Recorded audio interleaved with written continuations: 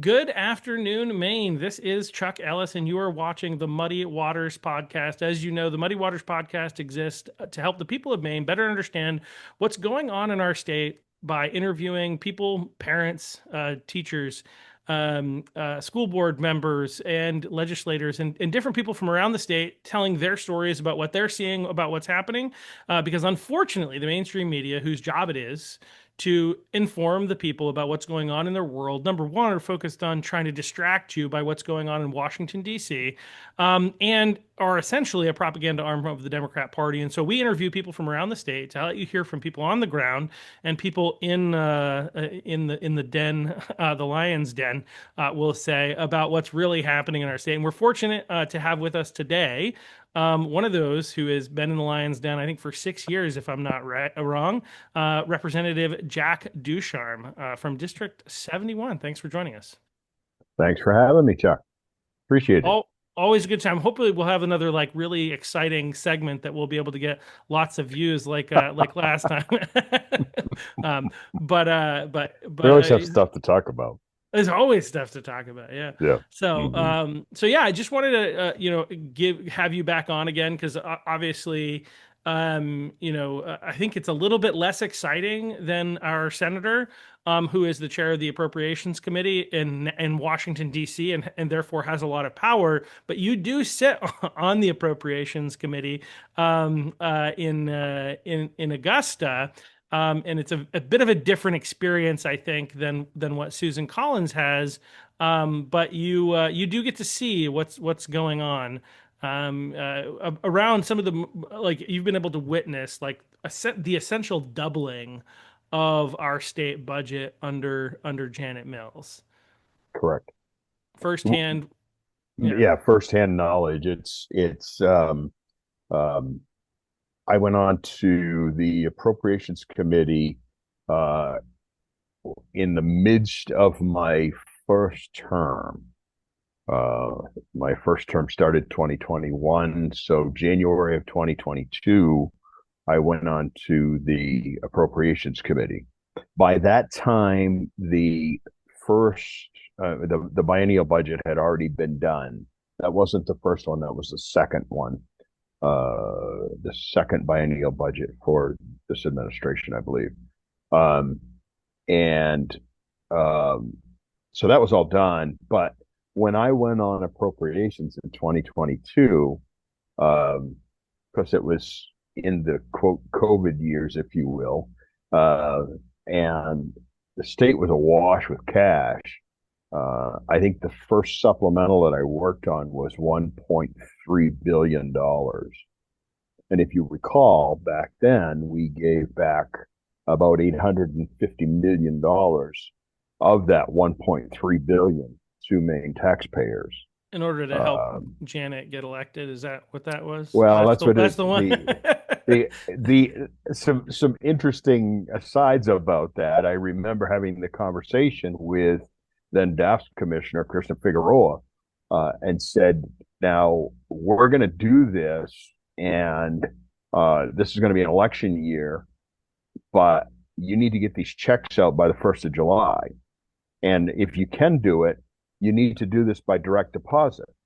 And she really indicated by her body language and her facial expressions that doing these kinds of things by direct deposit was just something that nobody would ever consider. As a matter of fact, she said, "Well, we don't want to be putting this money out because these were $850 checks. We don't want to put this money out um, to the public and have it go into a black hole in the electronics world." And I was like, Commissioner Figueroa, do you realize that every minute of every day there are millions of dollars moved across the United States electronically, exactly as I'm asking us to do? And well, I said, well, you just need to talk to Maine Revenue Services because they can do it. They Mhm. take electronic deposits every day and they can return money electronically every day. Well, it's hard to mix those two because they have such privacy concerns with the taxes and like that. So there was all kinds of those kind of things. But anyways, let's get to 2026. Um, Yeah. when you've been there a while, you remember a lot of these dumb things that happen. Um, Well, to be clear, I want to go back just briefly because yeah. like I think like the average person, and I wouldn't say necessarily the average person is probably the one watching this podcast, but the average person, like you talk about a supplemental budget, and I think a lot of people don't completely understand the budget process in general, right? Mhm. So like you get elected in, so the elections happen every 2 years. You get elected in like this year, people get elected in 2026, and then in 2027 they will create the general 2 year budget, and then each year Mhm. after that there will be a supplemental budget that, so even actually even in 2027 there will be a supplemental because Maine has a balanced budget initiative, right? Correct. That's where that comes in. And so it, whether how the budget is off balance, whether there's not enough money or whether there's too much money, that has to be corrected before you can start, in the odd numbered years working on the 2 year budget. But in the even numbered years you still have to correct that through creating some sort of a spending bill or a returning money. Well, probably it's either a tax levying taxes or spending Mhm. surplus. That's what. Well, you're absolutely right. Every January we go in, we get a revenue we get a revenue forecast in December. And so based on what that revenue forecast says, that forecasts the revenue for the state through the end of the state's fiscal year, which is June 30. So December of 26, we will get a revenue forecast that will say, okay, at the end of June 2027, you will have X amount of dollars left over, or you'll be short X amount of dollars. We don't know what that's going to be yet. So in the case of if they're projecting more that there's going to be more money, then when we go in January, the administration will then create what they call the supplemental budget, which is supplemental spending, uh, and and then we'll first act on that, which will then bring the current biennial budget back into balance. Okay. Once that's done, we then jump into working on the biennial budget. Now, it's interesting at this particular point in time because the biennial budget for the next administration is going to be created by the current administration. So help me understand. So obviously, the budget is a 2 year budget that will start in July of next year. July of 27, correct. Drive 27. So how is it that that the current governor creates the budget for the next governor?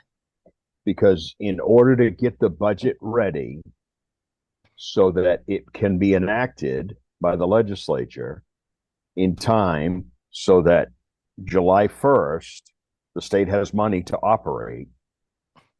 They have to start it. They're actually probably going to start at the end of August or the 1st of September this year. All the departments will start bringing their data together, um, and uh, and they'll pull it all together as a budget package that the administration through DAFS, the Department of Administrative and Financial Services, they'll pull that all together into a singular document for each department, and then an aggregate document for the entire state, and that becomes the biennial budget. What happens is typically when someone gets elected, um, they get elected in November. Well, between November and January, when they're actually installed as governor or inaugurated as governor, they become governor. Um, it's a very short period of time, and there is a lot of work to do. There is a ton of work to do. Um, and I know, you've been out there, you've heard the campaign trail, you know, well, day one, I'm going to do this, I'm going to do this, I'm going to do this, I'm going to do this. Um, there's a lot there's a lot to be said for knowing what you can do and what you can't do. Um, whether that's an endorsement of insiders or whatever, uh, being on the inside looking out, um, there are there's a lot of things that you have to understand. In addition to the budget, you come in, you have a whole staff to hire. The governor staff, they'll all, for the most part, they're all going to go with her. When she's out the door, they're gone. So you've got to have a chief of staff, deputy chief of staff, all of the people that sit in all of the offices there that make sure that the governor's office works the way it's supposed to work. Those people all have to get hired. And then, oh, by the way, you got to put together a budget for $12 billion in spending. Well, it's not going to be $12 billion in spending because the structural gap built into this budget, I think, is somewhere around $1 billion. By structural gap, what I mean is there are contractual raises for employees. There are contractual increases in costs on certain things that the state does. And so if you take a $12 billion budget right now and do nothing, say we're not going to add anything, that structural gap alone is $1 billion, maybe a little more than $1 billion going into the next biennium. So you're looking at an excess of $13 billion before you even start, just because of pay raises and contractual agreements to escalate costs or whatever. So before you even start, you're behind the eight ball. Yeah. Yeah. No, like if we can get, and I think that the if is, I want to be optimistic, right? And I think that there's hope that with the right set of circumstances, the right candidate, the right campaign, all those Mm-hmm. things, and it would help to have the right opponent. The right opponent in this case is very dangerous because the right opponent, the one that gives us the best chance of winning, if they end up winning instead, is the worst opponent that we would want to Mm-hmm. have, right? But we kind of need the stars to align a little bit. I think I don't want to be pessimistic, right? But like you got to look at the reality of Mm-hmm. the fact that like Trump. I've said this a lot, so people who watch this show are probably tired of hearing me say it, but it's an important reminder. Trump lost Maine by 6.5%. Now he didn't campaign here, right? Mm-hmm. But he lost Maine to probably the worst presidential candidate in U.S. history. And from a policy standpoint, especially among conservatives and moderates, like Trump has had historically some of the best policies that we've seen from a president, I think, in a long time. Now, right now, people are not happy with what's going on in Iran. A lot of the people from the coalition, and there's some other concerns within the coalition that helped get him elected. But the reality Mm-hmm. is, he still is one of the better policy presidents we've had in a long time against the worst presidential candidate in U.S. history, and lost by 6.5%. Now, a lot of it Mm-hmm. is that people just detest him. So that helps, Mm-hmm. right? Like whoever we put up is not going to be Donald Trump. So there won't be as much backlash against that candidate as there is against Trump. However, it's still a gap to climb. When we look Mm-hmm. at like the Democrat, there are more registered Democrats in Maine than there are. Correct. Most are the independents, but a lot of independents lean Democrat voting, and so it's a challenge. Now, granted, like the Democrats have really screwed up the state, and I think you can display that pretty clearly, but it's still anyway. My point here is it's still a challenge. We kind of need some things to happen to go our way in order to be able to Right. win this election. And so I'm hopeful. I think we We can need do people to get it. out and vote. We needed conservatives to get out and vote. I mean, I think that's the biggest thing is like people, the Democrats have gotten conservatives in Maine so demoralized. They've encouraged us to distrust elections and hope that we don't use them, right? Hmm. And so they've got us demoralized, like especially here in Southern Maine. And this is one of the big tactics and tasks that I have as the chair of the Cumberland County Republicans, is to encourage us that you actually can make a difference. Like that we Hmm. maybe we can't win city council this year, but we can do something that will impact up-ticket candidates that can help change the trajectory of our state. And so we have to give people hope. Anyway, that's an Yep. aside, but it's Hmm. interesting. But even if we do that, then we're up against this. Like I think you had kind of introduced this to me when I think probably the first time I had you on, talking about the fact that we don't operate in what's called a zero-based budget. Instead, there is you're talking Correct. about these obligations that automatically rise from the last budget, which I hope Hmm. is something that if we can get a Republican in there, that we can address and make some changes to that. In order that and we can cut away some of the wasteful spending Hmm. that inevitably is happening. And anyway, we got sidetracked from what we were trying to talk about. But I think this is an important conversation. I think a lot of That's people why it don't. takes 2 hours to do a 1 hour podcast. That's exactly right. That's exactly right. So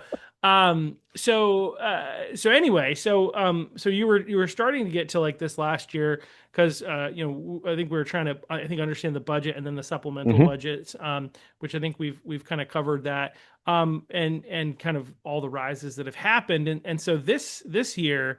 I mean, I know that they increased spending somehow quite a bit this year. But what happened on the ground? What was it like, um, in appropriations this year? And how fun is it to be a Republican in that space?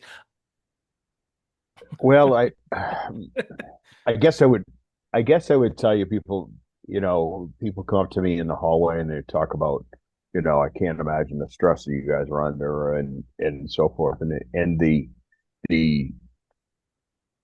the interesting thing for me is that um, while there's a lot of work to do, I don't look at it as a stress kind of thing. And the reason I don't look at it as a stress kind of thing is because we have no authority to do anything. We can't stop them from doing whatever they want. And so against that backdrop, I don't have any responsibility for what they're doing there because I can't stop them. It is all we can do is go into the room and try and highlight things that they are doing and make them defend them. Now, I would encourage you if you have sleepless nights that you go on to the Appropriations Committee video channel and watch some of the riveting TV that is appropriations work sessions, because this year we did things a little differently. If you've ever watched it before, historically, before I became the ranking Republican on appropriations, and not to say anybody was doing things wrong, it just was the way things were done. Is the lead Republican House and Senate would meet with the chair House and Senate in what's called chairs and leads, and they would go over a list of items. These are the things that we're going to be talking about today, and we're going to be proposing this, and the two sides would take out their positions, and then they'd go to their respective caucuses and say, okay, we're going to go on mic, and we're going to talk about these things, and they're going to propose this, and we're going to object to it, and then that we're going to vote, and we're going to lose 8-5 because that's the numbers. They have 8 Democrats, we have 5 Republicans, and so that's the way it is. Well, I did things a little differently with my team. Um, when I first became ranking Republican on appropriations for the House, we had a chairs and leads meeting, and Senator Rotundo, who is the Senate chair, said to me, "Well, what would you like to do as the lead Republican for the House? Anything that you'd like to do differently?" And I said, there's only one thing that I'd like to do differently that's within the realm of possibility of what I can do. I said, we have no power, so all I can do is tell you what I will and will not do. I said, I will come in here and we will discuss. We will say, okay, this is the schedule. This is what we're going to be talking about. And then we're going to go out there on mic and we're going to talk about those things. We're not negotiating back here in the back room and then going out there and ratifying the negotiations with a motion to approve and have 8 of you raise your hands in the affirmative and 5 of us raise our hands in the negative. And that is the vote. We're going to go out there and you're going to bring these things forward and we're going to have a discussion in front of the people of Maine. We have to demonstrate transparency in some way, shape, or form. And this is the only way that I could figure out how to do that, by saying, look, we're not going to negotiate in the back room. We're going to negotiate on camera.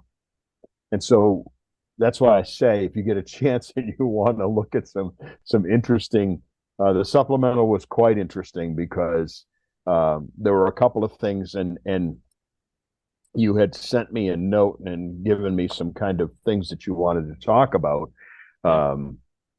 Egregious elements was one of the things. Some egregious elements in the budget. Probably for me, one of the most egregious elements in the current supplemental that was done. Make no mistake, I don't think anybody questions that I am a pro-life Republican. I'm opposed to the other side and don't want to do anything to advance that cause. Historically, Republicans have opposed any funding for Planned Parenthood. Probably the most egregious thing in my mind that happened during the supplemental was, in addition to, I believe, $3 million that was in the biennial budget, the majority decided that they were going to give another sum of money, and I can't remember if it was $3 or $5 million. I've heard 5 in the past from some Okay, other. I've seen some so we social say, media stuff. yeah, $5 million. And historically, those have come in as additions to the budget, new initiatives. So they had to be voted on. And the majority would basically sit on that request and not bring it to the floor because they knew that we were going to vote against it. So I just kind of said, well, we're going to vote against it. Let's just get it out of the way and we can move on. There may be other things that we can be in favor of, but if you put that in, that basically sours the whole gallon of milk for us, because we're not going to support it. But anyways, they didn't do that. They wanted to hold off on all of these things. I remember we were a month and a half from getting to the end of the line on the supplemental. And I kept saying, when are you going to bring the tax package in? Well, we're not ready to do that. Well, if you're going to raise taxes, why don't we just rip the Band-Aid off and tell people this is what we're going to do? Well, we're not ready to do that yet. Okay, fine. You're driving the bus. But I'm just telling you what I'd like to see. I'd like to see us take care of all these hard things first, get them out of the way. And if there is no unanimity there, then just do what you're going to do.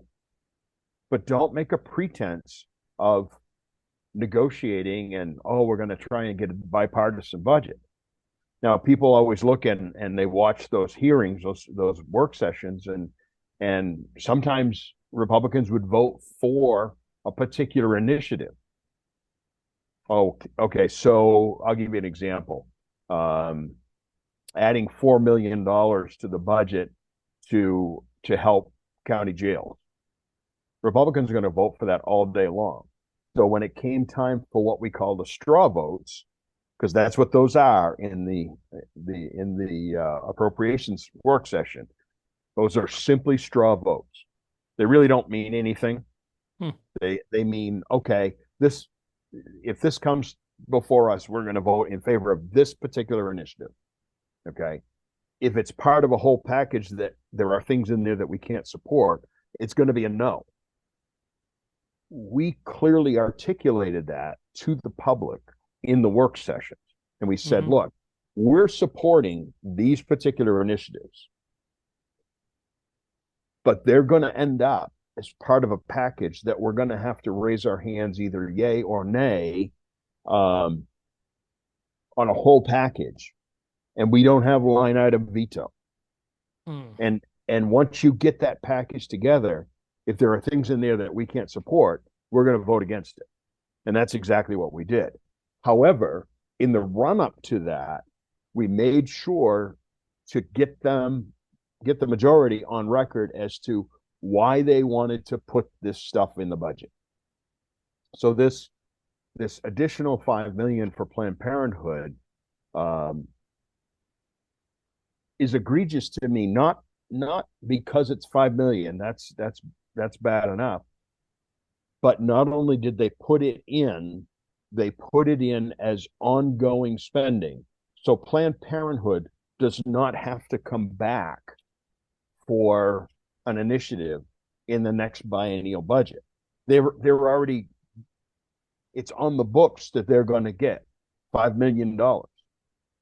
Now, let me just give you a sense of why there is so much angst on our side about this particular initiative. There's a group called the Planned Parenthood Maine Action Fund. In the 2025 electoral cycle, which was the last cycle, they spent $2.9 million in the state of Maine promoting candidates who support abortion or opposing candidates who are opposed to abortion. $2.9 million. Okay. And my point is, why do we want to give them $5 more million that they can throw up at us and say, we're going to oppose you in your electoral Yeah. process? We don't want to do that. Like, I don't know what the answer is, but my mind immediately goes to a place that I know that doesn't necessarily fit like the reality that somebody should be able to petition their government. But I feel like if you're getting money from the government, there should be some restrictions on your ability to petition the government. Like if you're receiving direct government funding for your operations, you should not be able to use that money essentially and send it back to be able to try to help get people elected. That seems like, aside from the fact that I think that organization is abhorrent and evil and is part of the larger death cult which has become the Democrat Party. That aside, that seems like an incredibly flawed element. An organization that is so incredibly partisan is receiving money from the government. And yeah, technically, they probably in their accounting system, they will show that this money isn't the money that we're spending on campaigns, but you're Mm-hmm. spending money that you would have to spend elsewhere that you now don't have to spend elsewhere Mm-hmm. because you're getting money from the government. And so, Mm-hmm. like, okay, sure, somebody can do some fancy accounting footwork, but the reality is the reality. It was like you remember in banking during the PPP days, people Mm-hmm. didn't really have to be in a terrible financial emergency to qualify for those funds, right? So they would get those funds and then they would say things like, I'm going to use those funds on, no, you're not. You're going to use those funds on paying your employees. The other money that you have Mm-hmm. is what you will use on doing additional things. But it was that's really, it's the same idea. It's fancy footwork in the accounting realm. Mm-hmm. And they're essentially taking money that they're getting from the government in order to, in this situation with Planned Parenthood, petition get people elected that are going to get them more money, which just seems incredibly problematic. Incredibly problematic. I Again, would agree with you, and the I think that's one of those things where you have to look at the whole thing, but I think your thought process on that is really really good in that you know you have to it has to pass the straight face test for me. Yeah. And so um, some other things that happened and going back to egregious things, it's not really egregious, but just kind of telling um, in terms of the mindset. I recall towards the end of the situation, the work sessions, we were going through some HHS positions, and there were a couple of positions that they wanted to advance, and we said, I think I said during the um, during the questioning when it was my turn to speak, I said, well, I'm not interested in funding more new positions until we get our arms around this fraud situation that we are experiencing. And then Representative Arata, uh, she reiterated that same thing, a little more detail. And then Representative Matlack from Waldoboro, I think St. George area, she raised her hand and was recognized. And her comment was, uh, I would appreciate it if Representative Ducharme and Representative Arata would provide us with some details as to this fraud that you're talking about, because I'm not really aware of any fraud going on. And Representative Rodis raised her hand, was recognized, and said that I'll be happy to send you the articles so you can read them. And so she did. And then there was another article that came out, and I actually sent it on to Representative Matlack this summer or this spring, and said, just so you know, this is what's happening. I wanted to make sure that you were, and you perhaps may not like the sender or the news outlet that is reporting this, but this looks pretty factual to me. And her response to me was, well, everybody can have their own facts. So anyway, Uh, that just one of those things. no, just it's so infuriating because there are facts and then there is opinion. You can't have your own facts. You can Correct. have your own opinion about the facts, and you can question the validity of the facts. Are these Mm-hmm. legitimate? And what's interesting, and this is probably why the left hates the Maine Wire so much, is that they make sure that the information that they have is accurate before they write the story. Like they've done their Mm-hmm. due diligence, Yeah. and you can trust that the data, the facts behind the story are accurate. You may Nobody's disagree with perfect. their opinion that they write about it, but the facts are the facts. 100%. Yeah. 100%. And So, again, nobody's perfect, so I'm sure at some point they've made mistakes, but for the vast majority of their reporting, and I haven't seen anything substantial in terms of mistakes, has been accurate. And so but obviously, it's hard to win the war of propaganda if you admit that the main wire is reporting accurate news, because then people might start to follow them, and you might yeah. lose control of the of the state. Right. There's one other thing that I wanted to point out to folks that is kind of interesting. Um, Throughout the course of the negotiations on the DHS budget, there were I can't remember how many lines. We have lines on the spreadsheet, and there were, let's just say, 12 lines perhaps. And the blippy, the the description of what the money was for said uh, uh, funding for allocations and appropriations for future increases in costs in these medical procedures or whatever. They were just, it was a real kind of a generic language.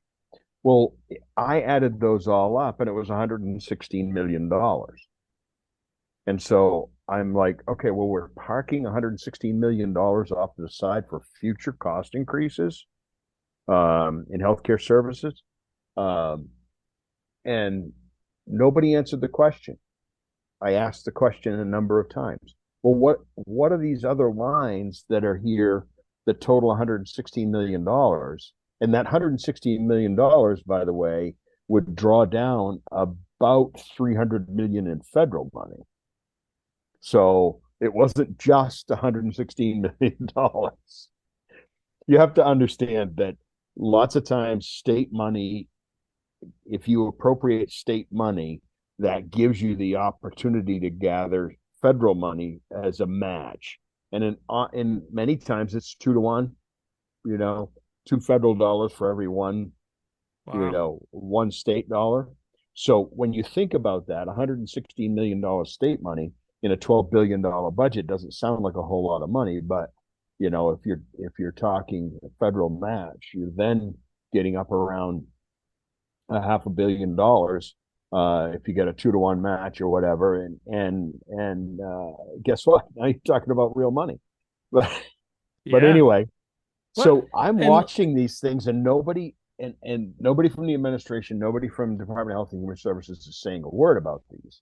And I asked several times in a discussion with chairs and leads about when are we going to start talking about these, because I really need to understand this.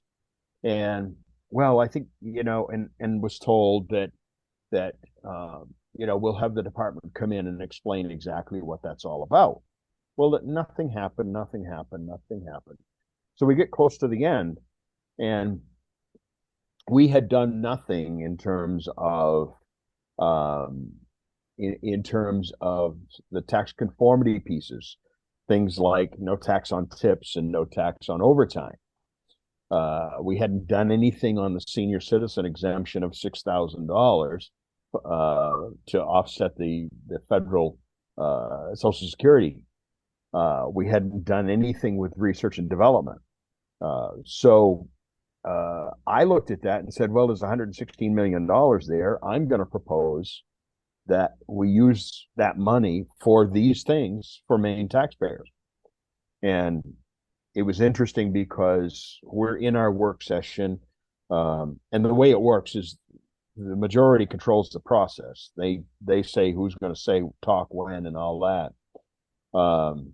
And Representative Gatteen had been explaining something about something to do with these funds, and something to the effect of, this is because we don't know what the feds are going to do. We don't know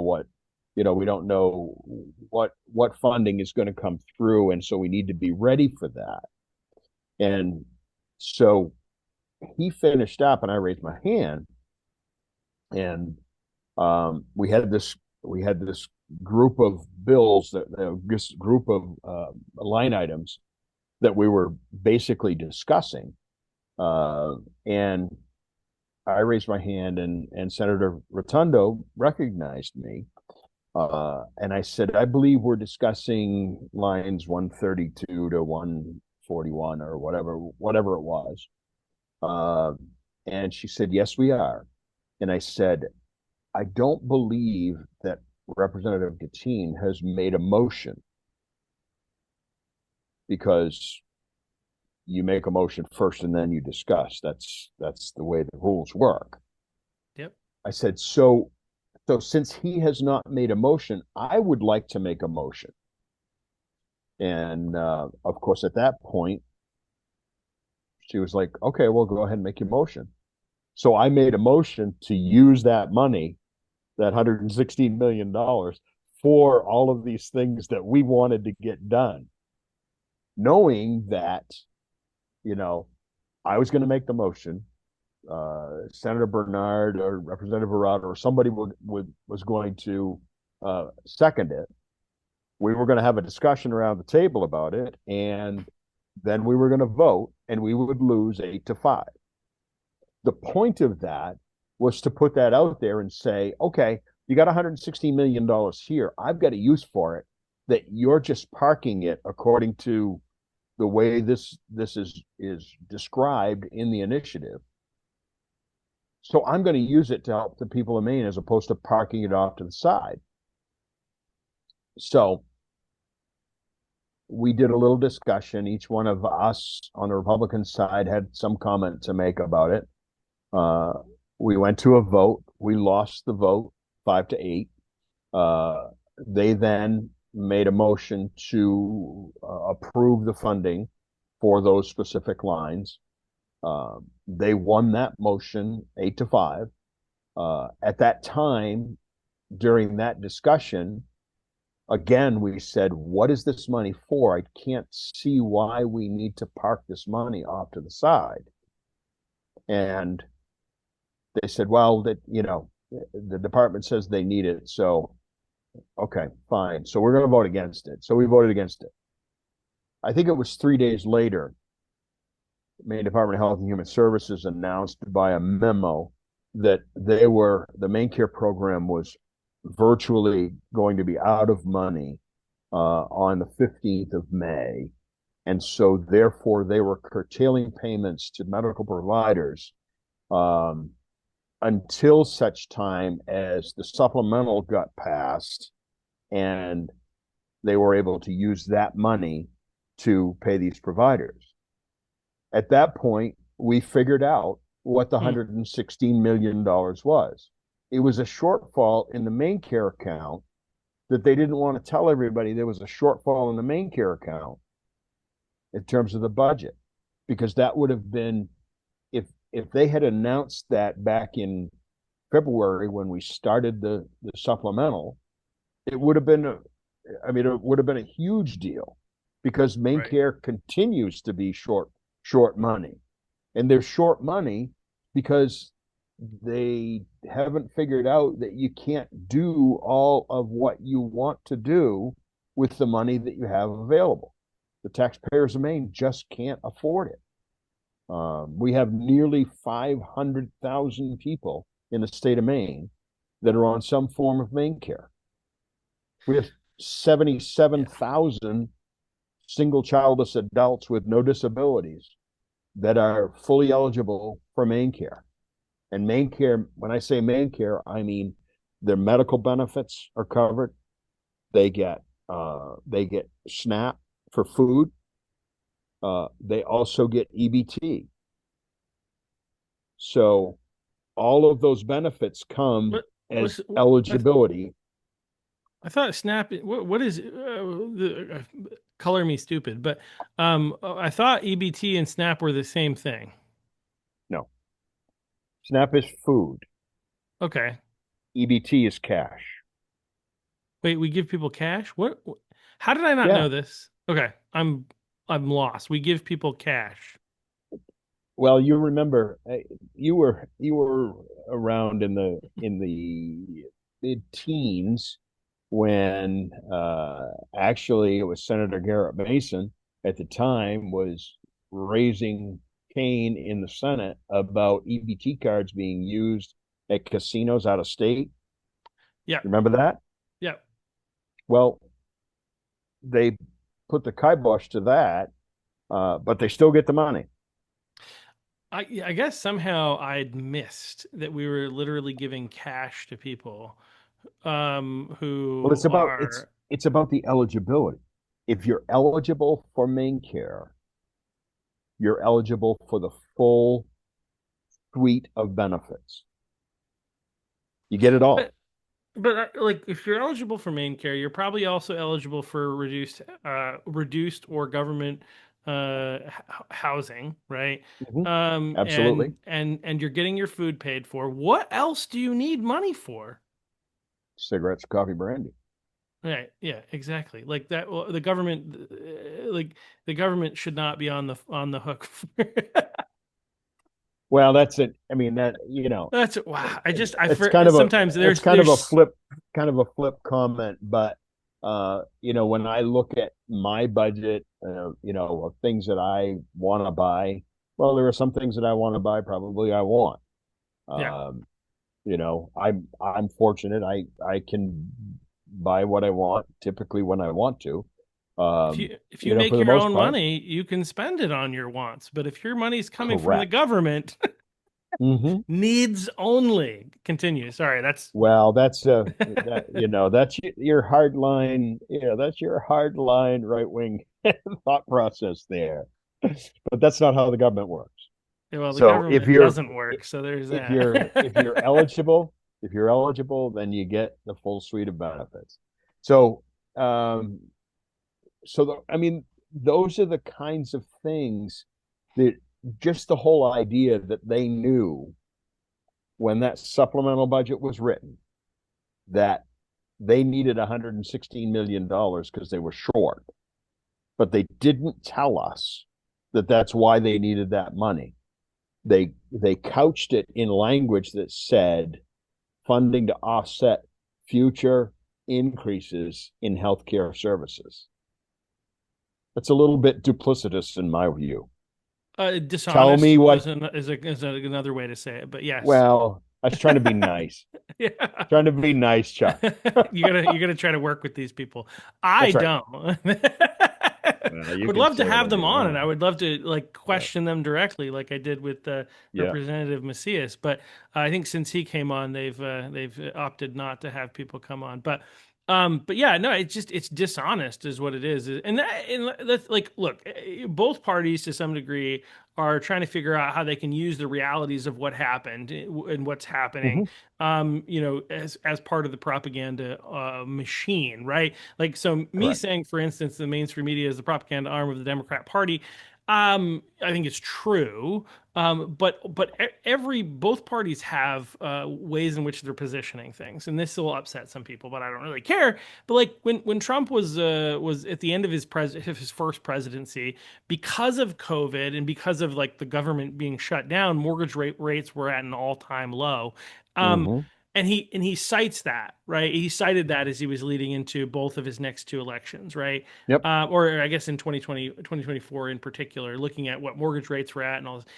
And like, it's not a fair evaluation to look at what rates were at, where, like, rates were going to go up whether Trump or Biden was president. Inflation was Hmm. coming because of the CARES Act and the HEROES Act that Donald Trump signed in, and then there were more things that Biden signed in that made inflation go, like, they're like, how do we go on turbo, like, how do we Correct. put some a nos into the system and get things moving, um uh, they wouldn't say that, but that's essentially what happened. The Inflation Reduction Act is a fine piece of legislation that, being dishonest, going back to that, where like, you spending money causes inflation to increase, but somehow you call it the Inflation Reduction Act, and it's like it could Hmm. do nothing except increase inflation.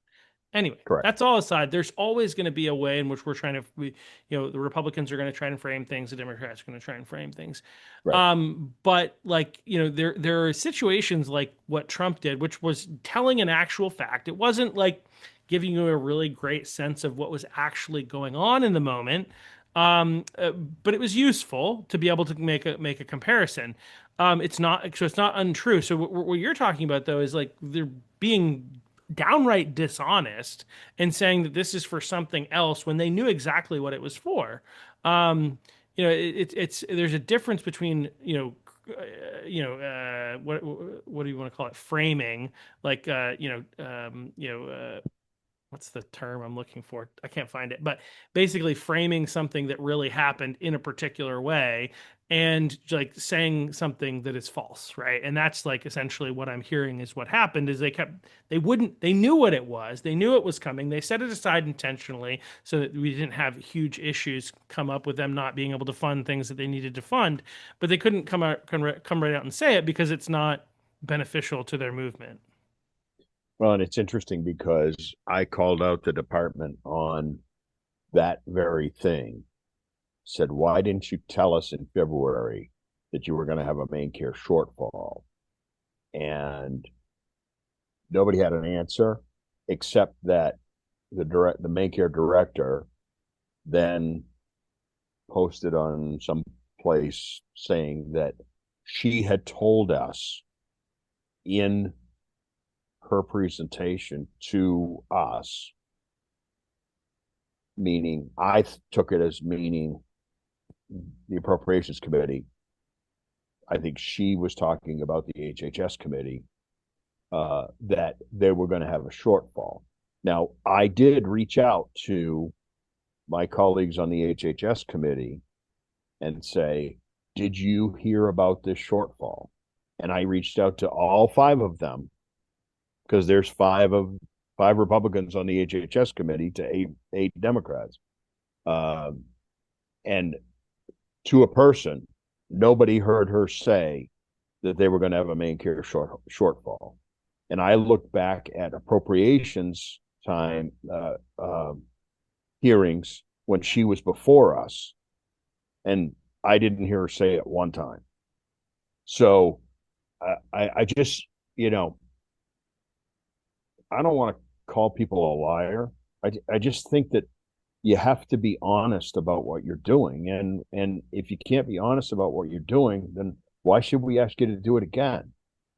Because you know I try to be as straightforward as I can with people, and I if it's bad news, I'm going to tell them.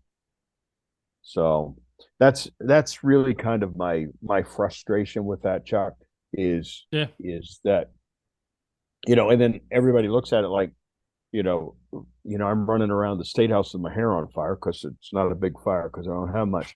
But saying how come nobody told us this? How come nobody said anything? And just relax, Jack. It's we knew it was going to happen, but nobody said anything. Why hide it? Why hide it? And I can't answer the why hide it question. I can't answer that at all. Other than they knew. I mean, I think a lot of that comes to the idea that this is a political year. This is a campaign year, Yeah. and you don't want this consistent shortfall in a program that costs Maine taxpayers $12 billion every 2 years uh, to do. It makes no sense to me. So. Well, I almost think because the mainstream media does report on some things occasionally, and so I think there maybe we're supposed some concern that like if this was made known that it would at least get reported on the nightly news and it would be bad PR for the Democrat Party going into this election cycle. But Mm-hmm. also there's like there's all these thoughts about like how are people doing some of the things that they're doing in order to try and protect Janet Mills, and she's not technically running, although one of the things that's been interesting, especially with all the Graham Plattner potty language, we'll just say, Mm-hmm. stuff coming out.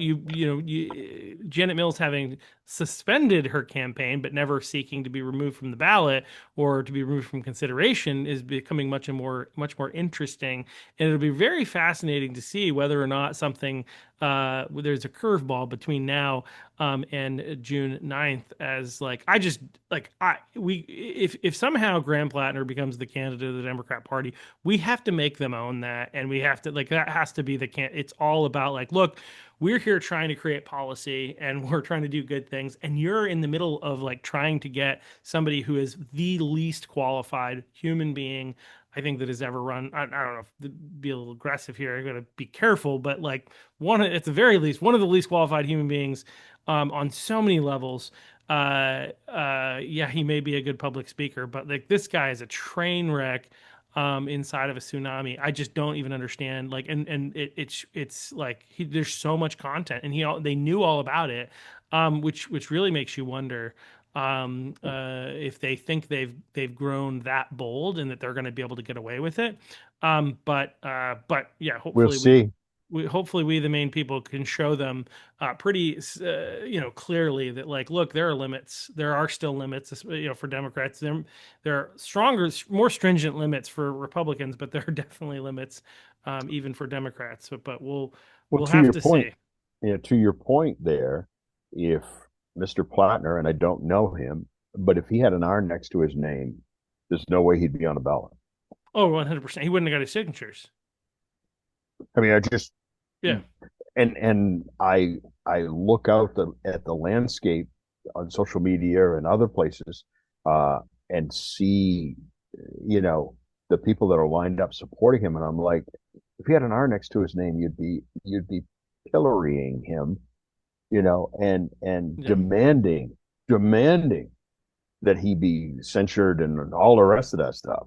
Um, eh, Well, but and so would the vast majority of Republicans, absolutely, oh right? yeah, absolutely. I mean, he wouldn't get a pass. He wouldn't get a pass from our party.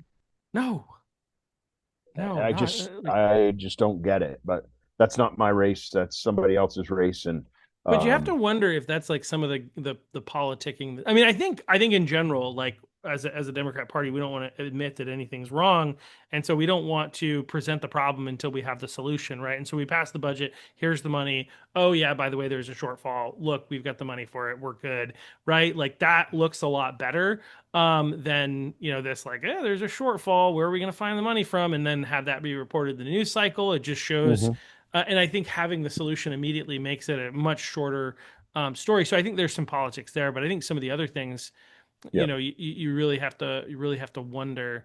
But a lot of it, goes back to politics, and especially when I say politics, obviously all of this is politics, but like positioning for the election. It's just like why they allowed that bill to essentially get everything through passed except for like some procedural things. The one Hmm. related to protecting kids and DHHS, Hmm. that whole thing, they let it get all the way through so that now all these Democrats who voted in favor of it are going to get to say that they voted in favor of it when they had zero intent of that ever becoming law. But they went through this farce in order to give their candidates in more in districts where they know that people are going to care about this, like mine, District 26, with Tim Nangle, Hmm. who up until that point had not honored the promise that he made to the now deceased late former Maine legislator Bill Diamond. Hmm. Now he gets to go out to his constituents and say, "No, see, I did this." And in reality, like he could do that knowing that it was not going to pass. Right. And it's just it's offensive, and so it's interesting. It's one of the sad facts of life in Maine politics, but in politics in general, is that there's this. And again, one of the things I'm fond of saying is that you have some problems on the right for sure, and some of the problems that you find on the left, you'll find on the right to a degree. Hmm. But like it's just like it's just disastrously like prevalent, if I can use my words, on Hmm. the left. Like they are just like it is to a man. It's almost like every single one of them, are bought into this nonsense, and you have very few people who are just honest people trying to find a way to make the better, or make the world better. They're all either ideologically captured or they know the system and they're working the system. And the problem is just I don't know. It seems like unfixable on the left unless they decide that they're ever going to pursue truth, I guess, if that makes any sense. I'm kind of ranting at this point, but Well, I um think Chuck, I would say to you, uh, I would push back a little bit on that. They're all ideologues.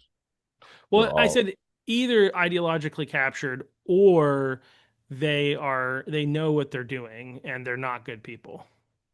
well, But maybe there's an part of the additional category you can throw in there. there's But there is an additional category because there are some people there that have a D next to their name in the state house that are some really, really good people, people that you can talk with, people that I've worked with.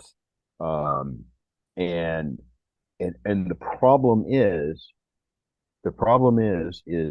on that side of the aisle, you will vote with your leaders or you will pay a price. yeah, That's the end of the line for them is you will vote with the leaders or you will pay a price. Um, we saw a price paid in Waterville, yeah. um, Bruce White, and that was, Planned Parenthood spent, you know, spent $10,000 on a primary Mm, to make sure he did not get to run for his fourth and final term yeah. Because he because he He's had the pro-life. audacity to step out of line. Yeah, on Yeah, LD 1619, I and think and is the that one. Yeah, yeah. and that's the and that's how it works down there. And interestingly enough, I'm not going to name them, but if you look across the landscape at some of those who are not running again, uh, that have time left that they could run maybe one or two more terms, and they've chosen not to run again. Um, there may be a reason there why they're not running again. Well, and Because that's a systemic problem that's happening within the Democrat Party, though, is as you point it out, is. like either they live in fear and then they eventually do what you're talking about, and we see this nationally too, right? Yep. With Kristen Sinema and Joe Manchin a couple of years ago, they were the two that were not when Biden was when he had control of the Senate. Those two became the two most powerful people in America ultimately, and they resisted. And Right. both of them have effectively left the party and left politics Hmm. because of how they were treated. And anyway, so like I think you see that as being obviously a huge problem because like either they opt out and decide that they don't want to be involved in politics and or they just vote out of fear. And I've heard stories like that. So that is another category of person that is Hmm. there trying to do the right thing, but they and I think I think that there's an argument that some Republicans fall into the same category of what I'm about to say, which is that they think that they're going to try to find a way to build relationships in order to be able to make change within their party, not realizing that at the current moment, unless there's some substantial like change that I can't foresee happening, which would require some people, I would say multiple people within leadership in the Democrat Party here in the state of Maine to make a decision that they're going to do things differently and that it's Hmm. actually really important, right? They have to have a position of influence to be able to make this happen. But like until that happens, neither Democrats nor Republicans are really going to seriously be able to negotiate with them Right. and get anything. They're just going to completely get their way, and we're going to lose. And which is why you guys just end up voting against because like sometimes you can make a good argument and maybe they'll take something into account, but most of the time it's just like okay, now you said your thing, now we're going to do what we were going to do no matter what. And unfortunately that's whether that's a anyway it's a sad fact of life, and Hmm. what's even more frustrating about it is that we go out there as Republicans and get browbeat by the average person who in Maine is more liberal leaning. I would say I think we're light blue. People call us a purple state. I think we're light blue at this point, unfortunately, especially where I'm at. And they think I was they going to think say that. we're the ones that are propagandists. We're the ones that are just out here trying to tell a story. And the truth is that we're actually trying to bring the truth that we actually have a party that's built on historic American principles and values. And I don't mean just moral. I mean the idea of diversity of thought. I mean the idea that democracy, which we're a representative republic, a constitutional republic, but a democratic republic. And when people say Hmm. democracy, that's usually what they mean. Yeah. But this idea is all built on this idea of freedom of speech, freedom of thought, and being able to like have a diversity of thought and be able to work together to take the best ideas and put them together. This is why you have the most innovation here in the United States of America. This is a historic principle and it's so important. And it's not allowed in the Democrat Party. Right. And it is in the Republican Party. We have differing views, and sometimes we call them rhinos. But whatever. There are people with differing views on a number of different issues. I mean, more than I do, but like there's a lot of diversity in how we should handle different situations, how we should handle different policies. There's so much fighting. It's one of the things that unfortunately Republicans are critiqued on. Well, you didn't get enough done, Republicans, because you couldn't agree. It's like I don't know if you know this, but that's how Congress set up. That's how our founders set up this country. Is they didn't want a lot to get done. They didn't want the government to do a lot. They wanted the Hmm. government to be out of the way. And a Congress that has you can't get enough people to agree on something is a good thing, generally speaking. The Right. problem is in our current situation, I think they maybe didn't anticipate where we would go, and you'd have the Democrats who are firmly willing to do whatever they have to do. They fully unify, and they have group thought and group decisions in Augusta, and the and so they get a bunch of stuff done, and then the Republicans get in there, just try to undo a few of those things, and fight about how to undo it. Hmm. Unfortunately, we need to get better as the Republican Party, but it's still Hmm. the better of the two options, and that's why we need Republicans to get elected again. One of the other things that is distinctive, and I'll end my rant after this, and we'll continue talking about the things that you have to share. But one of the distinctives that I think is true of the Republican Party over against the Democrat Party that I think is so important that we beat the drum on is we're the party of empowerment, right? Hmm. Like the Democrats want you to be under their thumb. They don't say it that way. They position it as helping people who are in need, but ultimately they want you to be on their system because then they can control you. And then they can use you as a pawn to continue to get elected and talk about all these things that they're doing for you. All the while, you're enslaved to the system, you're stuck on, you can't get off. And you have to, but then you feel like you have to keep voting for them because without them, who you've come to believe in, even though they don't make your life any better, then you wouldn't have these benefits. But what you would have is the opportunity to make a life for yourself, become a more, a person that has more self-respect because you're able to do things for yourself. You're empowered to actually live a better life than the Democrat Party can afford you. It's so Hmm. not to mention that this ship that they're on is about to crash if we don't make some substantial course corrections because especially with the $2 million tax that they levied on 2% tax, I should say, that they levied Hmm. on millionaires. We're driving business, more and more business. We already were outside of the state of Maine, and eventually they're going to run out of people to tax to be able to continue their programs. And then people are going to be forced to figure it out or move to another state. Anyway, that's a rant over. But you feel free to respond to it. But Well, yeah, I think you know, your rant is fairly accurate. I think you're right on with that. I think, we're taxing those who achieve. We're taxing those who have worked hard to get to where they are, uh, so that others don't. And whether it's because they can't or because they won't, that's not a question.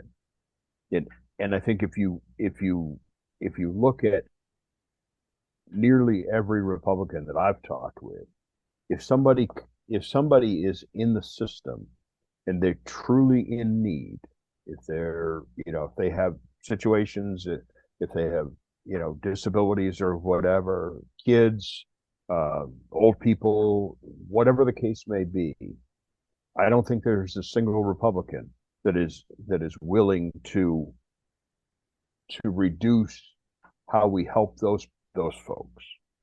yeah, The ones that we don't want, that we want to talk about doing something different with, are those that are able to help themselves.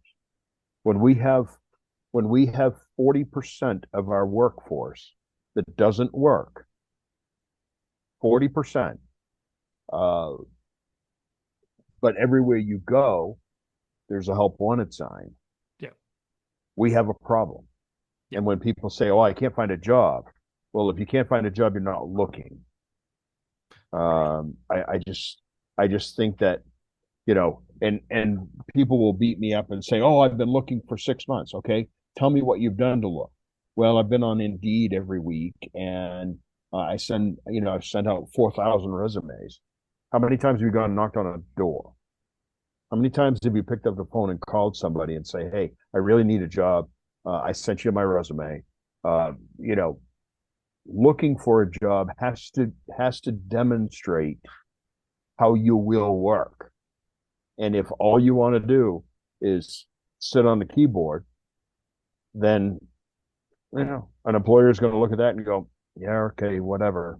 I get, there's several hundred other people out there that can do that and probably do it better.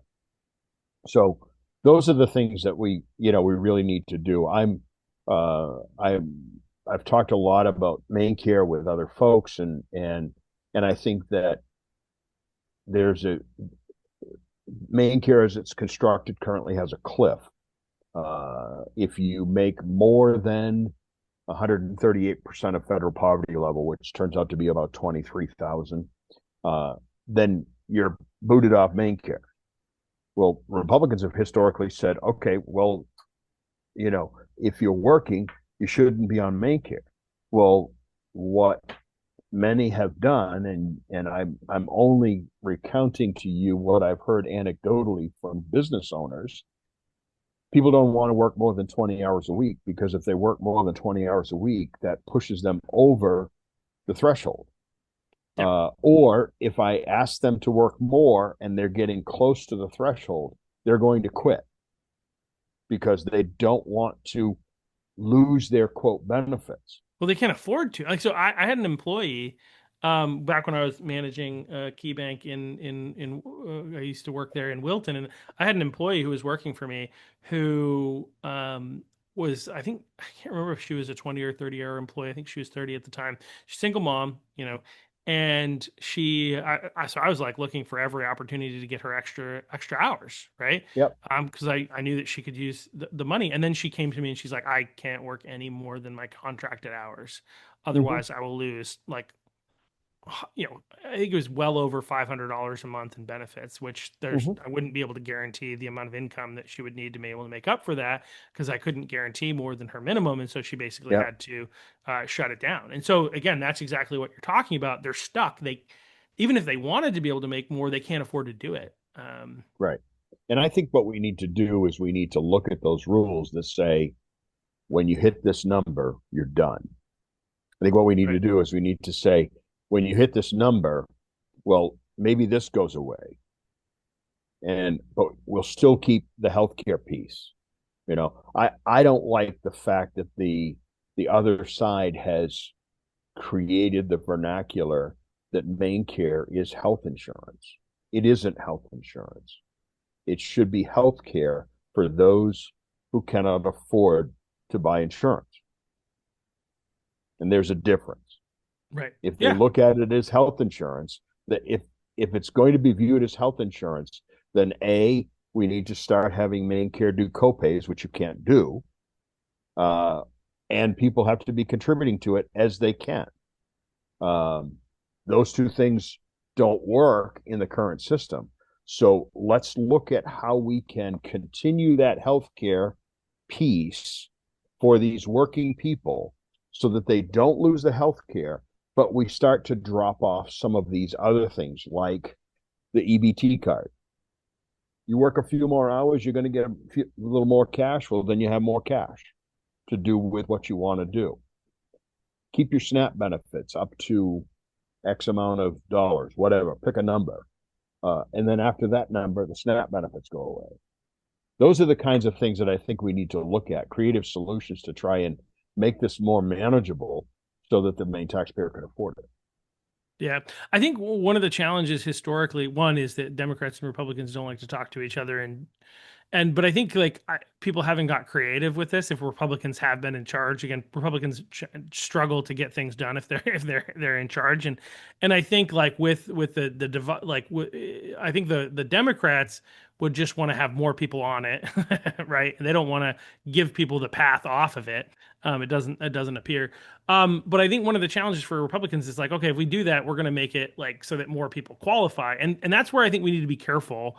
Mm-hmm. Is that we need to make sure that this is only for people who are currently on the system and have been on the system for a certain amount of time in order to qualify for this. Like, whether it's what you're talking about, that you keep this and you lose that, or some other people have floated ideas, some of the gubernatorial candidates, I think, have floated ideas of this like process. And this is something that I've even, I think, said in the past, is like, okay, so for every $2 you make above this dollar amount, you lose $1 worth of benefits. So it's still benefiting you to work, and eventually you get yourself to the point where you Right. don't need any of the government benefits anymore. But it creates that opportunity, at least, and as long as it doesn't extend and allow more people to get benefits, right? It just impacts those who are currently on the system or have been on the system for a particular period of time, because you have Mm-hmm. to be careful. You have to look out for all those loopholes, I should say, Yeah.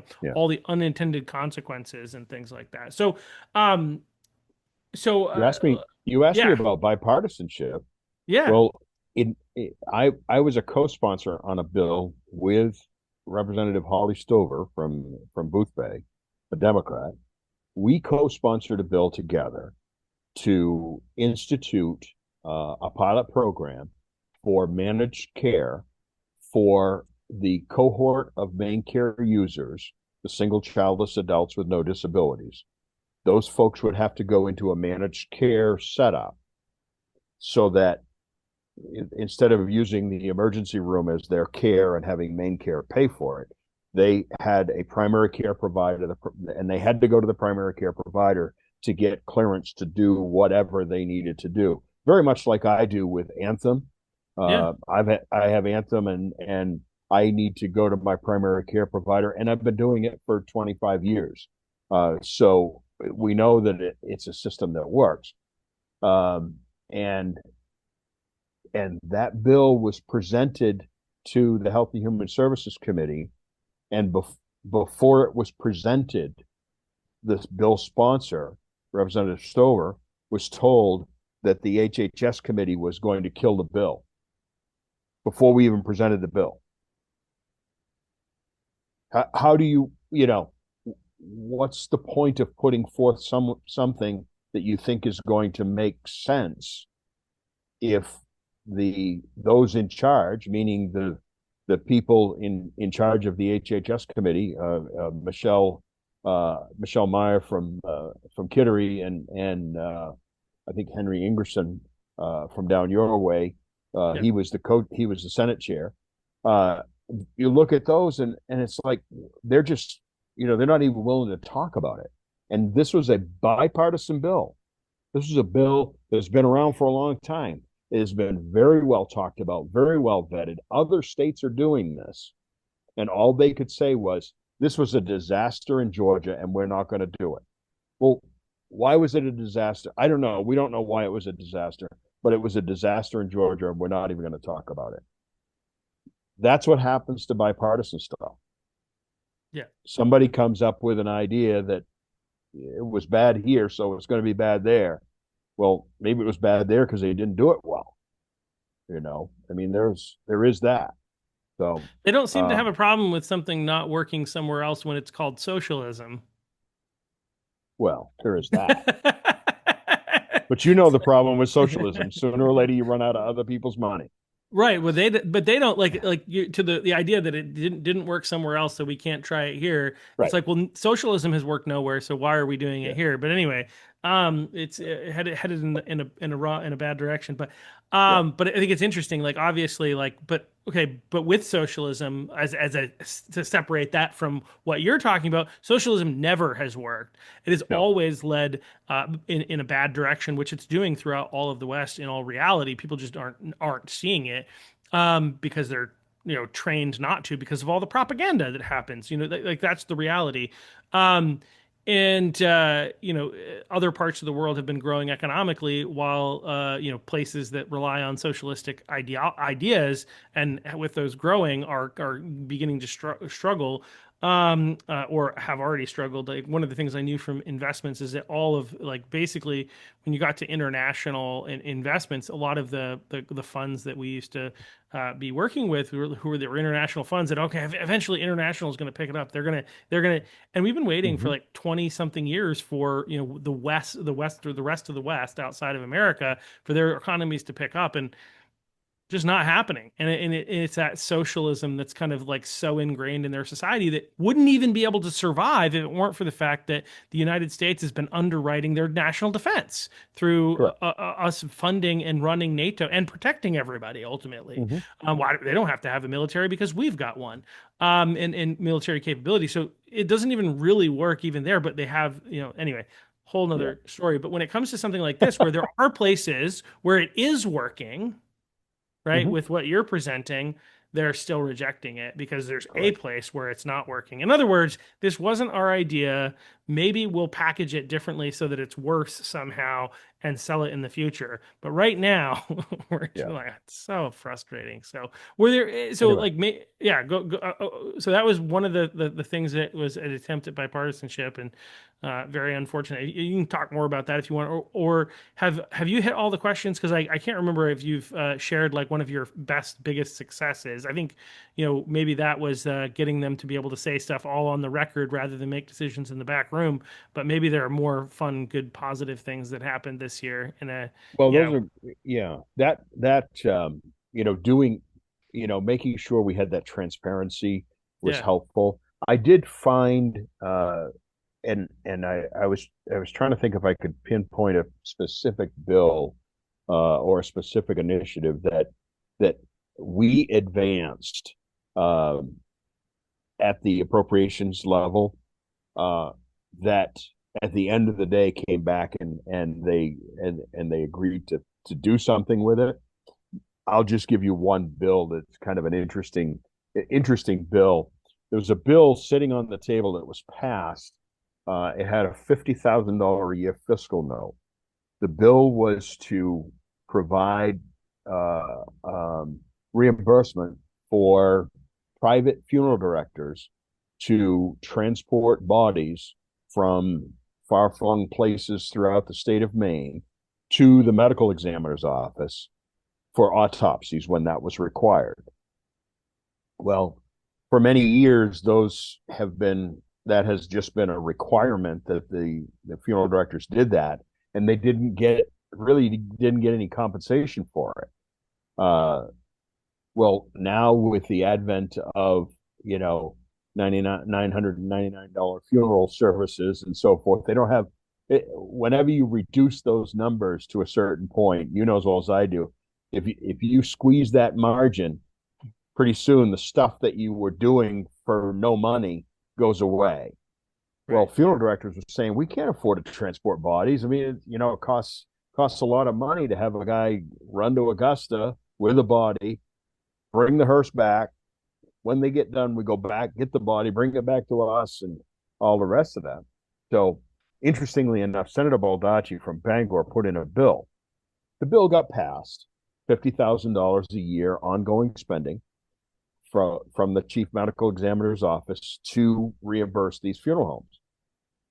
I advanced that as a bill that we wanted to pull off the table. And even though it was a Baldacci bill, I knew it was a good bill because I knew these funeral directors really when were hurt. when you say pull off the table, Bills get passed, they go to what's called a special appropriations table. Outside of the budget, when we finish the budget, then we do the table. If there's money left over, in this particular case, I think there was $8 million left over. And so I said one of the bills that I wanted to advance off the table was this bill for Baldacci. It was $50,000 a year. yeah, Not a lot of money. And uh, the other side refused to bring it off the table, but then at the 11th hour they then brought it back and said, okay, well, we're going to pull this bill off the table, but we're going to reduce the number from $50,000 a year to $12,000 a year, but at least we'll give them something. So interestingly enough, now there's a fund of $12,000 a year to reimburse funeral directors for transportation of bodies to the medical examiner's office, and it was a Baldacci bill, but it was Ducharme that pulled it off the table and got it done. So call that bipartisan. Just don't give Baldacci the credit. That's all, because all he did was put the bill together. I did the yeah. work. Making it happen. Wow, that's interesting. It's Yeah. also interesting too, where like this is one of those rare cases where you were pushing for 50, they wanted to reduce it to 12. So it's a situation where a Republican, I think as you said, there are certain bills where Republicans are like, okay, Mm-hmm. funding for jails, right? Okay, Yep. we're going to do that. And so this is one that makes a lot of sense where we're essentially requiring funeral homes to do something where they're not able to make money off of it. Right. And so I guess if we're going to require it, and there's got to be a way to way to fund that. So, Yeah. I think there are some Republicans who would not be in favor of any funding of anything, and just let's like Hmm. abolish kind of the Ron Swanson, more libertarian style Republicans who I love. I really appreciate Ron Swanson, I but would like agree. who there's a lot of fun there. There's a lot more of that Yeah. needs to happen, but there are certain things where it does make sense, and there is a need for the government, or there are arguments that charities could take the place and do some of those things, but Hmm. for now we'll say the government needs to step in. I think there's some sense there, and so anyway, it's just funny that like the Hmm. Democrats were like, no, we want to spend less money on this. It's like you wake up on the wrong side of the bed. Mm. Yeah. I sometimes that's it, but I just found it interesting that some of the things that, when you talk about either crazy things that happened or wins, some of the things that we put forward in committee, they chose to bring it forward as long as they could tweak it to make it their own kind of Right. thing. So it was interesting, and I wonder. It left me sitting there wondering if we hadn't said we really want to do this, we think this is the right thing to do for the people of Maine, if they would have just used that money for something else. Hmm. Yeah. So, I mean, those are the kinds of things that you go through in your mind.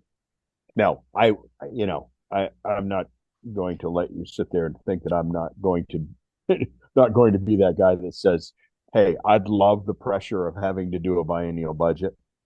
I would love that." Because then you get a chance to really impact things. Yeah.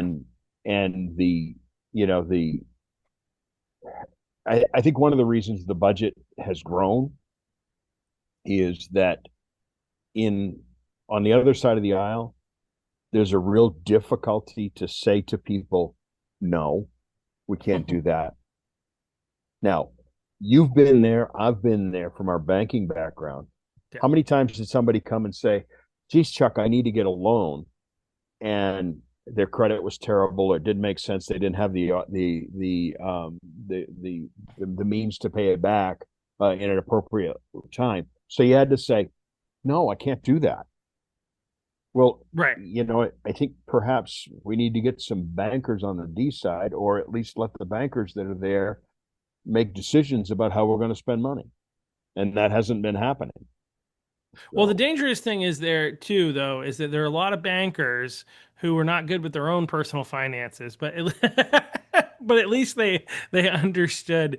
But you're right. At least they would they understand. I know think the maybe theory. yeah, maybe the way to put it is we get some underwriters in there. That would be fun. To see an underwriter get elected, you'd have to find an underwriter that knew how to speak to human beings. I'm being a little facetious here, but underwriters tended to be like very very by the book and by the numbers, and had a hard time. Especially in my early days, it got better as things went along. But working in the bank, the underwriters were not typically the easiest people to communicate with, and just seemed to be people who didn't have good, interpersonal skills to begin with. But so it'd be funny That's the to see. national bank system versus the local bank. Do This business with is local banks. Hey, I'm all about local. Go local. I think I'm all for that. But yeah, so I think but I think you're right. I think it's when you're dealing with people who actually understand a little bit better about what's going on, in the impact. Like part of the reason that you don't let people have certain things is for their own good, right? Hmm. You don't approve people for loans that they can't afford, right? Right. And because you don't want them to go bankrupt. Yeah, obviously, as a financial institution, you don't want to lose money.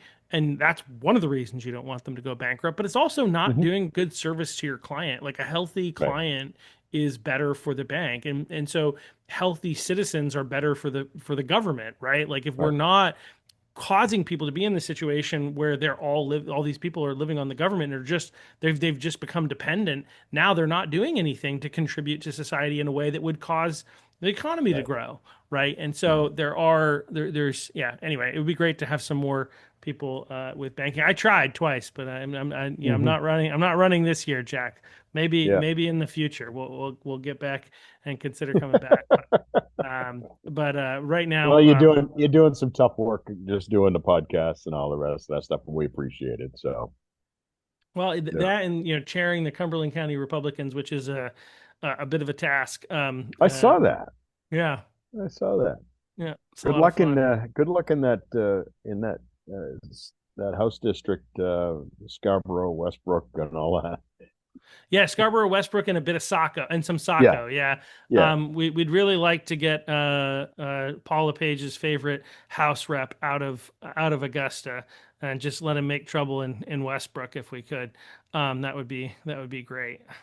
But anyway, yeah. So being the chair of the Cumberland County Republicans Yeah. is a bit of a task, and we've got a number of people that we're going to try to unseat, whether it be Tim Nangle or Drew Gatine, and there are a couple other open seats, and we got to defend some seats. But I think that we can pick up enough seats in Cumberland County to help us win the legislature. Again, all other things being equal, I think there's some opportunity there. We've got some good candidates in key places, and so we're gonna push for that so that you're not in the minority, in the new year. That's the goal. So I just want to remind you that both Somerset and Piscataquis are 100% red. So you guys just need to pick up the ball down there. well, feel free to send us some money to help us, have people to go door to door and convince the crazy leftists. Well, you know, yeah, it's no, I get it. Like you're not the only one. I think Washington County is another one that's completely red, and Yeah. that's why I say Mhm. the path. Like one of the problems, and the GOP can get mad at me if they want. I don't care. One of the problems that we've had is that we have not been focused enough on the southern part of the state in terms of messaging. In a lot of ways we've considered that portion of the state to be lost. And so Yep. we've said, why waste our time? And the reason is because eventually they're going to come for your areas too. Once they've got a Mhm. significant death grip on Cumberland and York counties, guess where they're headed, right? Mhm. That's number one. But number two, I actually look, at one point, these areas were all conservative. And what happened? Well, they had a plan, they executed that plan. We just have to create a plan and we have to focus on what can we do to turn the tide here. And I think it's possible. People have given up. I don't think it's impossible. I think it's possible to turn the tide, and we just need to be creative, and we need to be smart in the way in which we go about things. And we're trying some of those things here in Cumberland County, and we picked up 3 seats last time, and hopefully we can pick up 3 or 4 again this time, and that would Mhm. do our part to taking back both the House and the Senate here in the state of Maine, Right. and help all the uptick candidates as well. So that's what Absolutely. we're I that's think what we're hoping to do, so we that's can give you more power in appropriations. Yeah. So, well, that's thank what you we so want. much. Thank you so much for doing the thankless work of showing up in Augusta and making sure to get everything on the record, making sure to those conversations, as you put it, are now recorded, and while you're having the discussions, and so we can go back and look and see how this all happened. It's again all on the record, and just going and knowing that your ability to impact things is very limited when the Democrats have full control. And unlike in DC, where there's that fear of the filibuster to like stop even a small majority from being able to get things Mhm. done. We don't really have that same type of mechanism to limit the group that's in power. And so the Democrats, you can't really do much to stop them, unfortunately. Right. They're just going to do what they're going to do. And so it's not an easy task to go there and just get beat up all day, year in and year out. So I appreciate you being willing to, put in that sacrifice. And thank you on top of that for coming on the podcast to help, the people of Maine have a better understanding of what's going on in the very exciting world of Maine government appropriations and We try to general. make it exciting. Yeah. The Democrats If it's definitely give us some opportunity. Yeah. Well, it's just, you can go into it with either positivity or negativity. I choose to be positive about it. I'm going to impact those things where I can, and those where I can't. There are reasons why I can't, and you have to accept those things until you can make those changes. And hopefully, you guys will help us make some changes, and we can go back there in January, and the landscape looks different, perhaps with a Republican governor and a Republican House. I don't know that we can do the Senate. I don't think we'll get the Senate, but We got a Those real shot at the House. Yeah, I think the So, House is very, very up for grabs. I think the Senate and the governor's race are going to be, if we get them, they will be hard fought victories. yep. And I think they will, unfortunately, because because people in America in general are far more focused on what's happening in DC and at the current moment Iran, Hmm. than they are in what's happening around them, like how where that all falls out and where Right. gas prices are is going to make a big difference. We kind of need that to happen where gas prices come down. We're able to see Hmm. some more substantial victories of the economic policies of the Trump administration. That stuff Yep. needs to happen in order for us I really think, be able to have a real shot at both the Senate and the governorship. But I think we've got good candidates for those Senate races that we need Hmm. to hold and that we need to pick up. And so I Yeah. think there's a chance there. It's a matter of how do we execute? I think that's Yep. the really big question. Or do we have the right strategy? I think that's something that we as Republicans need to figure out. I think a little bit better as a party, and the advice that comes from up on high. I think we need to get better.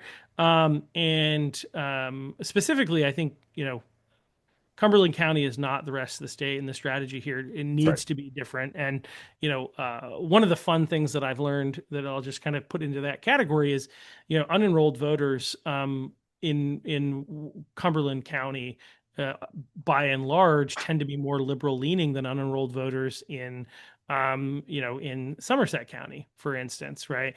In You see, Franklin, I would right? you talk about unenrolled in your area being more you know Democrat or liberal, if you will, and I would guess that maybe 40% of the unenrolled in our area are at least would be leaning Republican or more, Right. you know, because it just we historically have been more conservative, so therefore those numbers would be higher. But because of Yep. where you are, just by virtue of the population, your numbers are going to be higher there. But I think you have conservatives down there. I just think, like you said, they're they're just so discouraged that they have not been able to win anything, and they need a leader to bring them to the table and say, let's get this done, let's win, and if we don't win, if we come up one or two votes short, well, that's one or two more doors we got to knock, one or two more of this we got to do, and have a strategy for making that happen. So I think keep pushing down there. We need it. Yeah, we'll do it. So, thank you again, Jack, for coming on, and thank you all for watching. We'll be back here again later this week. Hopefully, I think if everything works out, we're going to have a lecturer, soon to be professor at the University of Southern Maine, who's an interesting character. He's going to be coming on to talk about his political journey. So, thank you again, Jack, and thank you all. We'll see All you right, later. thank you. See ya.